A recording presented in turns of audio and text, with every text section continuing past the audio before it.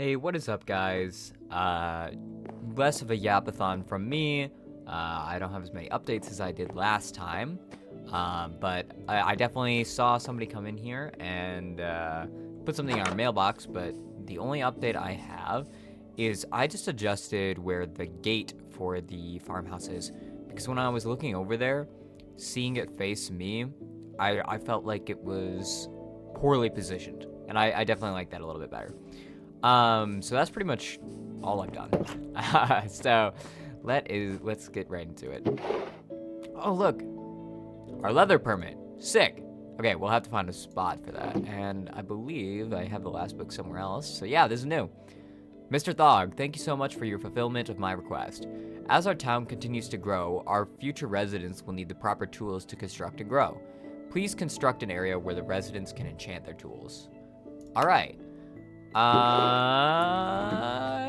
Right. So we'll... Okay, so I have a few ideas, but I think I'll let Future Thog take care of that as the sun sets. Just want to do a little bit of a saying hello, and we'll find a spot for this. Somewhere safe. Maybe we'll put a chest down for now, since we're still not done decorating. But anyway, alright, see you guys. I started off by clearing the land. While the space felt small at the time, I do want to create the feeling of a town being lived in, which means I'd like the buildings to be a little closer together. The image in my head was more in line with some kind of shop rather than a library to hold our enchantment table. I wanted to make a tiered building where the shop would be on the top of the build and the villager would live underneath. While I was working though, I decided to flip this. As you can see, I kept up with my challenge and I'm using our new palette. I am still getting used to doing the gradients and texturing, but I do feel like I'm getting at least a little bit better at it. I then made a staircase to the second floor and began to work on the roof.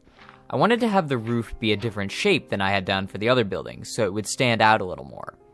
I tried to have varied shapes of my builds to have more variety, at least in the beginning.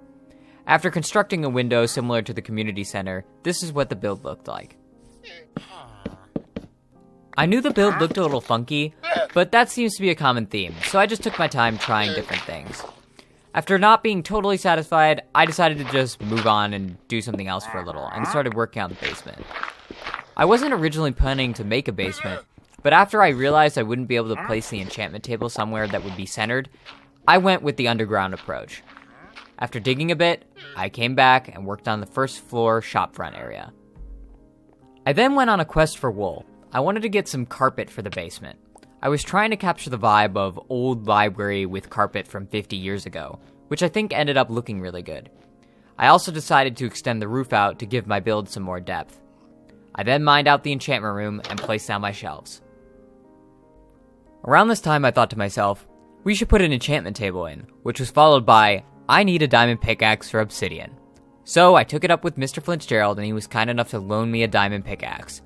After I got some obsidian, I quickly went to the build and placed the enchantment table. With my task done, I returned the pick to Mr. Fitzgerald. I spent the rest of my time decorating the upstairs area.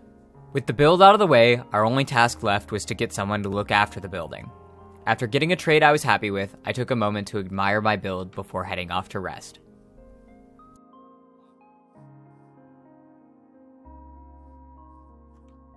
Thank you so much for watching, and I'll see you next time.